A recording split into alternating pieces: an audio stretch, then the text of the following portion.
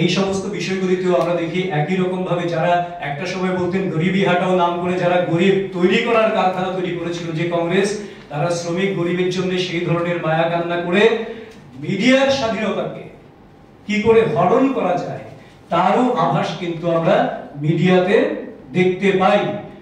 এবং ভারতীয় সভ্যতা সংস্কৃতি নিয়ে কংগ্রেস যা বলার চেষ্টা করেছে সেখানে আমরা দেখি যে তারা যা যা এতদিন করেছে, সভ্যতা সংস্কৃতিকে জলাঞ্জলি দেওয়ার চেষ্টা, ভুলিয়ে দেওয়ার চেষ্টা, বিদেশি সভ্যতা সংস্কৃতিকে ভারতবাসীর উপর চাপিয়ে দেওয়ার চেষ্টা, দেশীয় কিছুকে পিছিয়ে দেওয়ার চেষ্টা, সেই সমস্ত বিষয়গুলি যা করে এসছেন তার বিরুদ্ধে নতুন করে কথা বলে একটা বিভ্রান্তি তৈরি করার চক্রান্ত করেছে। এবং মনমোহন সিং এর মতন যেখানে অর্থনীতিবিদের কথা আমরা বলি, যার নেতৃত্বে ভারতবাসী আশা করেছিল দেশ এগিয়ে যাবে, কিন্তু সেটা হয়নি, দেশ ক্রমশ পিছিয়ে গেছে, জিডিপি থেকে শুরু করে সমস্ত দিক থেকে দেশ পিছিয়ে পড়েছে। তো আবারও দেশকে পিছিয়ে দেওয়ার একটা চক্রান্ত কিন্তু সেখানে দেখা যায়, কারণ সেখানেও আমরা দেখি সুনিশ্চিত কোনো কথা বলা হয়নি, কোনো পদক্ষেপের কথা বলা হয়নি। যা করা হয়েছে সেটা কি সুনিশ্চিত, যা কিছু নরেন্দ্র মোদীজি করছেন তাকে অনিশ্চিত ভবিষ্যতের দিকে ঠেলে দেওয়ার মতো একটা প্রয়াস কিন্তু সেখানে রয়েছে, যাতে করে ভারতের অগ্রগতি অনেকটা রুখে যায়। এই সমস্ত বিষয়গুলি নিয়ে কংগ্রেসের যে ন্যায়পত্র সেটা আসলে আগামী দিনে দেশবাসীর সঙ্গে অন্যায় কি করে হবে, অত্যাচার কি করে হবে, শোষণ কি করে বাড়বে, তারই একটা প্রত্যক্ষ দলিল হিসেবে আমাদের সামনে রয়ে গেল। এবং সেই সঙ্গে সিপিএম যে ম্যানিফেস্টো এবার প্রকাশ করলো 18তম লোকসভা নির্বাচনকে কেন্দ্র করে, আমাদের খুব অবাক লেগেছে। প্রথম পাতাতেই তারা বলছেন যে প্রকৃত রাষ্ট্রপ্রেমী বা দেশবাসী যারা রয়েছেন তাদের প্রথম কর্তব্য হচ্ছে বিজেপিকে হাঁটানো, মানে সন্ত্রাসবাদ হাঁটানোও না, দারিদ্র্য হাঁটানোও তাদের কাজ না, কিংবা দেশের বিরুদ্ধে যারা চক্রান্ত করে আক্রমণ করে দেশকে দুর্বল করছে তাদের বিরুদ্ধেও কিছু করা কাজ না, বিজেপিকে সরাতে পারলেই সমস্ত কিছু কেল্লাফতে হয়ে যাবে। এই জায়গা থেকে যার ম্যানিফেস্টো শুরু হয়, তাদের রাষ্ট্র সম্পর্কে, রাষ্ট্রপ্রেম সম্পর্কে, রাষ্ট্র ভাবনা নিশ্চিতভাবে ভারতবাসীকে তাদের মধ্যে প্রশ্ন তৈরি করে দেয়। একদিকে নরেন্দ্র মোদীজির সরকার যখন সিএ এর কথা বলছেন, যেখানে ভারতবাসীর কারো স্বার্থ অসুরক্ষিত থাকবে না, কিন্তু যারা প্রতিবেশী তিনটি রাষ্ট্রে যারা অত্যাচারিত, সেই তিনটি রাষ্ট্রে যারা অত্যাচারিত তাদের যাতে অত্যাচার থেকে মুক্তি দেওয়া যায় তার ব্যবস্থাপনা যেখানে রয়েছে, সেই সিএএ কে উঠিয়ে দেওয়ার কথা বলছে কমিউনিস্ট পার্টি অফ ইন্ডিয়া, মার্ক্সবাদী। কারণ তারা একটা বিষয়ে তারা বিশ্বাস করে যে আমার সঙ্গে নেই তো তারা আমার লোক না, আর মোদীজি বিশ্বাস করেন ভারতবর্ষের সঙ্গে আছে বা ভারতবর্ষে আছে তো তারা ভারতবাসী এবং ভারতবর্ষের লোক। এই হচ্ছে ডিফারেন্সটা। কারণ তারা লুটের রাজত্ব একটা সময়, দীর্ঘ সময় কায়েম করেছিল সিপিএম, যে সিপিএম এখানে করাপশন নিয়ে কথা বলার চেষ্টা করছে, যেখানে মোদীজি সরকারের বিরুদ্ধে একটা করাপশন চার্জেস নেই, কিন্তু সেই সিপিএম এবং কংগ্রেস মিলে দীর্ঘ সময় যখন কেন্দ্রে চলেছে, 2G স্পেকট্রাম থেকে, কয়লা খাদান থেকে শুরু করে, আবাসন থেকে, স্পোর্টস থেকে শুরু করে সমস্ত কেলেঙ্কারিগুলির কথা আমরা সবাই জানি, গোটা ভারতবর্ষ জানি। তো সেই জায়গাতে এরা বলছে যে করাপশন এই বিষয় নিয়ে কথা বলছে, কিন্তু এতদিন পর্যন্ত যখন যুক্তভাবে ইউপিএ 1 কে সমর্থন দিয়েছিল তখন কিন্তু এত করাপশনের পরেও তাদের কোনো বক্তব্য ছিল না। কাজে দেশবাসী সেগুলি বোঝে। এরা রেগা কেন্দ্রিক কাজ করতে চাইছে। রেগা থাকবে ভারতবর্ষে, রেগা থাকবে, কিন্তু গোটা গ্রামীণ অর্থনীতিটাকে রেগা কেন্দ্রিক জায়গায় নিয়ে যেতে চাইছে। সেখানে সেলফ এমপ্লয়মেন্ট, সেই জায়গাটাকে ইগনোর করার মতো একটা আভাস কিন্তু এখানে রয়েছে। কাজেই রেগা থাকুক, আমরাও চাই রেগা থাকবে, মোদীজিও বারবার বলছেন রেগা থাকবে, কিন্তু তার বাইরেও এরা রেগার মতন জায়গাটাকে নিয়ে যে অর্থনীতির ভবিষ্যৎটা ততটা সুরক্ষিত নয়। সাময়িক কালের জন্য রেগা কেন্দ্রিক অর্থনীতি একটা ব্যবস্থা হতে পারে, সুদূর প্রসারী ব্যবস্থা সেটা নয়। মোদীজি চাইছেন রেগা থাকুক, তার সঙ্গে সুদূর প্রসারী ভাবে সেলফ এমপ্লয়মেন্টের মাধ্যমে, বিভিন্ন প্রকল্পের মাধ্যমে ভবিষ্যৎ যাতে নির্মিত হতে পারে, ভবিষ্যৎ অর্থনীতি যাতে সুরক্ষিত হয়, সেই ব্যবস্থাটা চাইছেন। কিন্তু সেই ব্যবস্থাটা ভেঙে দেওয়ার মতন একটা আভাস কিন্তু সিপিএম বা কমিউনিস্ট পার্টি, মার্ক্সবাদী যেটা করেছে সেখানে রয়েছে। এবং জনগণনায় সেই কাস্ট সেন্সাস এর মধ্যে দিয়ে সেই বিভাজন এবং শাসন, এই যে পলিসি, তার একটা আভাস যেমন আমরা দেখতে পাই।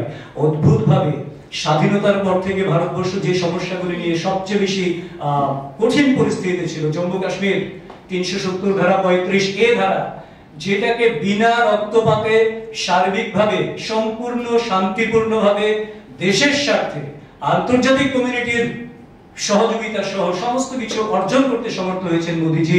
সেই 370 ধারাকে আবারও তুলে দেওয়ার কথা এখানে বলা হয়েছে। এখানে 35A এর কথা আবারও বলা হয়েছে। এই যে মানে এই যে তোষণের রাজনীতি, এই যে বিভাজনের রাজনীতি, এই যে ভারতকে খণ্ডিত খণ্ডিত করে দেওয়ার টুকরে টুকরে গ্যাং হিসেবে আমরা সিপিএম কে, লাল কমিউনিস্টদেরকে যেটা বলি, সেই টুকরে টুকরে গ্যাংয়ের যে এরা রিপ্রেজেন্টেটিভ, এরা এদের ম্যানিফেস্টোতে স্পষ্টভাবে বলেছেন। এবং যেখানে আমাদের দেশীয় শিক্ষা ব্যবস্থায় ভারতবর্ষ সম্পর্কে জানার সুযোগ কম ছিল, বিভিন্ন ক্লাসে বিশেষ করে নিচের শ্রেণীগুলিতে ভারতীয় শিক্ষা সংস্কৃতি, ভারতীয় পরম্পরা, এই সমস্ত বিষয় কম ছিল, ভারতীয় মনীষীদের বিষয় কম ছিল, আমরা ধার দেনা করে আমাদের মার্কস এঙ্গেলস এদেরকে ঢুকিয়ে দেওয়ার একটা চেষ্টা হয়েছিল তার আগে। এবার যখন সময় বলছে, সময়ের প্রয়োজনে যে ভারতবাসীকে ভারতীয় সভ্যতা, সংস্কৃতি, শিক্ষা, তার রীতিনীতি, কালচার, এইগুলিকে আগে বুঝতে হবে, তারপর যখন উঁচু ক্লাসে যাবে তখন আন্তর্জাতিক স্তরে যারা রয়েছেন তাদের বিষয়ে তো অবশ্যই পড়াশোনা করবে, সেটা হচ্ছে তাদের যার যার ব্যক্তিগত বিষয়। কিন্তু সেই নিউ ন্যাশনাল এডুকেশন পলিসি 2020 যেটা, সেটাকে তুলে দেওয়ার জন্য এখানে স্পষ্টভাবে বলা হয়েছে। এই যে আমরা নরেন্দ্র মোদীজি যেটা করাপশনের বিরুদ্ধে সবচেয়ে বড় একটা কাজ করেছেন, যে আধার এবং বায়োমেট্রিক্স প্রয়োগ করে সরকারি কাজ এবং সেখানে যে ট্রানজাকশন সবকিছু যাতে স্মুথলি হয়, ট্রান্সপারেন্টলি হয়, সেই জায়গাটাকে করার জন্য, এবং সেই সঙ্গে ডিবিটি ব্যবস্থা করেছেন, ডাইরেক্ট বেনিফিট ট্রান্সফার, যাতে অ্যাকাউন্টে সরাসরি চলে যেতে পারে। তার জন্য ভারতবাসীর, গোটা ভারতবাসী কি করে অ্যাকাউন্ট ব্যাংকে হতে পারে সেই ব্যবস্থা করেছেন। ওনারা বলছেন আধার কিংবা বায়োমেট্রিক সমস্ত জায়গা থেকে ওনারা তুলে দেওয়ার ব্যবস্থা করবেন।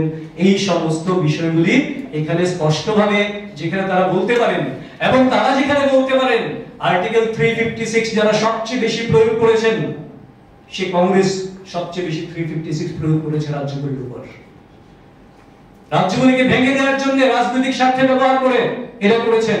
এবার সেই কংগ্রেসকে যারা সমর্থন করত সিপিএম, তারা বলছেন আর্টিকেল 356 কে রিপ্লেস করবেন। অদ্ভুত রকম বিষয়। এবং শুধু তা না, আমাদের ন্যাশনাল সিকিউরিটি তাদের কাছে যে কোনো বিষয় না, রাষ্ট্রীয় সুরক্ষা, রাষ্ট্রীয় সংহতি, এইগুলি বিপন্ন হলে যে তারা অনেক বেশি খুশি হয়, তার প্রত্যক্ষ প্রমাণ একটার পর একটা কমিউনিস্ট পার্টি অফ ইন্ডিয়া মার্কসিস্টের ম্যানিফেস্টোতে রয়েছে। যার জন্য ভারতের ডিফেন্সকে মজবুত করার জন্য ভারত সরকার যখন ইসরায়েল থেকে কিংবা মিলিটারি যখন নিচ্ছেন, সহায়তা নিচ্ছেন ভারতীয় ডিফেন্সকে মজবুত করার জন্য, তাকে বাতিল করার কথা এখানে বলা হয়েছে। চীন যেখানে ভারতবর্ষকে বরাবর ধমকায়, দুদিন পর পর ভারতবর্ষের জমি দখল করা, ভারতবর্ষের আমাদের জওয়ানদেরকে খুন করা, তাদের উপর অত্যাচার করার মতন জায়গাতে আসে, এটা নরেন্দ্র মোদীজির কারণে ডোকলাম থেকে শুরু করে পরপর ঘটনাগুলি আমরা জানি। চীন এখন বর্ষা প্রসারণের পথ গ্রহণ করেছেন। এবার কমিউনিস্ট পার্টি, যেখানে চীনেও কমিউনিস্ট পার্টি রয়েছে, তাদের সহ্য হবে কেন? তারা বলছে চীনের সঙ্গে এই ধরনের উদ্যোগ না নিয়ে নেগোশিয়েটেড সেটেলমেন্ট করা দরকার। কিসের নেগোসিয়েশন? যেখানে নরেন্দ্র মোদীজি বলছেন 1 ইঞ্চি জমি আমি দেব না যতক্ষণ পর্যন্ত আমি জীবিত আছি, ভারতীয় জনতা পার্টির সরকার ভারতবর্ষে রয়েছে, ভারতবর্ষের দিকে কেউ চোখ রাঙাতে পারবে না। আমরা বন্ধুত্বপূর্ণ সম্পর্কের ভিত্তিতে সব করতে রাজি আছি, কিন্তু চোখ রাঙানিকে আমরা তোয়াক্কা করব না, সহ্য করব না। কিন্তু সেই জায়গায় ওনারা বলছেন নেগোশিয়েট করতে, ওনারা বলছেন পাকিস্তানের সঙ্গে, পাকিস্তান আক্রমণ করার পরেও বলছেন ওনাদের সঙ্গে বার্তালাপ করার জন্য। বার্তালাপ ভারতবর্ষ বরাবর করছেন, কিন্তু যখন ভারতবর্ষকে রক্তাক্ত করে তার পাল্টাটা দিতেও ভারতবর্ষ জানে এটা মোদীজির ভারতবর্ষ, এটা 21 শতকের ভারতবর্ষ। এবং সেই সঙ্গে ওনারা আরো ভয়ঙ্কর, যেটা আমাদের দেশের সুরক্ষা, আভ্যন্তরীণ সুরক্ষা এবং আন্তর্জাতিক নিরাপত্তার দিক থেকে বলছেন কি, complete elimination of nuclear weapons and other weapons, এইগুলিকে ডিস্ট্রাকশন করে দেবেন। কমিউনিস্ট পার্টি অফ ইন্ডিয়া বলছে, মার্ক্সবাদী, যার সঙ্গে কংগ্রেসের টাই আপ রয়েছে, মানে ভারতবর্ষের ডিফেন্সের যাবতীয় মেকানিজমকে থ্রেটের সামনে দাঁড় করানোর জন্য একটা প্রকাশ্য ঘোষণা করেছেন তাদের নির্বাচনী ম্যানিফেস্টোতে। তো এই যে দেশ বিরোধী একটা পদক্ষেপ, তাদের প্রতিটা পদক্ষেপে আমরা দেখি দেশকে কিভাবে দুর্বল করা যায়। যখন ভারতবর্ষ ফ্রেজাইল 5 থেকে এখন টপ 5 এ আছেন, দুনিয়ার পঞ্চম অর্থনীতি হিসেবে উঠে এসেছে, আগামী 2030 এর মধ্যে দুনিয়ার তৃতীয় বৃহত্তর অর্থনীতি, শক্তিশালী অর্থনীতি হিসেবে দেশ গঠনের লক্ষ্যে মোদিজি কাজ করে চলেছেন, তখন সেই জায়গায় দেশকে দুর্বল করার জন্য আর্থিকভাবে, সামরিকভাবে এবং বিদেশ নীতির দিক থেকে দুর্বল অবস্থান কি করে নিতে হয়, দেশকে কিভাবে দুর্বল করতে হয়, তার চক্রান্তের পরিপূর্ণ দলিল আমরা কংগ্রেস এবং সিপিএম এর ম্যানিফেস্টোতে দেখি।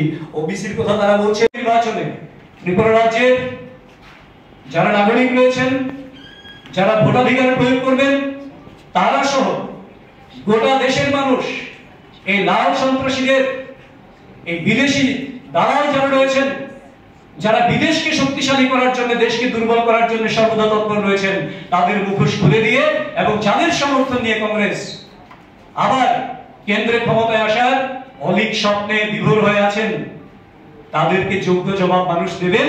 এবং সেই সঙ্গে মানুষ এখন পর্যন্ত যেভাবে গোটা দেশের সঙ্গে ত্রিপুরা রাজ্যে সহমতের ভিত্তিতে পরস্পর কাঁধে কাঁধ মিলিয়ে সিদ্ধান্ত নিয়ে নিয়েছে যে ফির একবার মোদী সরকার, এবং মোদীজি আহ্বান করেছেন আপনি বার 400 পার, সেই লক্ষ্য পূরণে দেশবাসী যেমন তাদের সঠিক মতাধিকার প্রয়োগ করে আবার মোদীজি সরকার প্রতিষ্ঠা করবেন।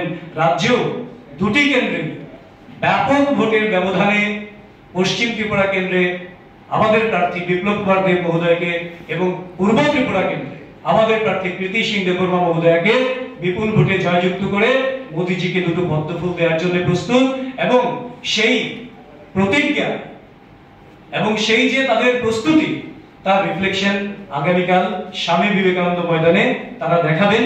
এবং তার জন্য আমরা সবাইকে আবারও অনেক অনেক ধন্যবাদ জানাচ্ছি। আগামীকাল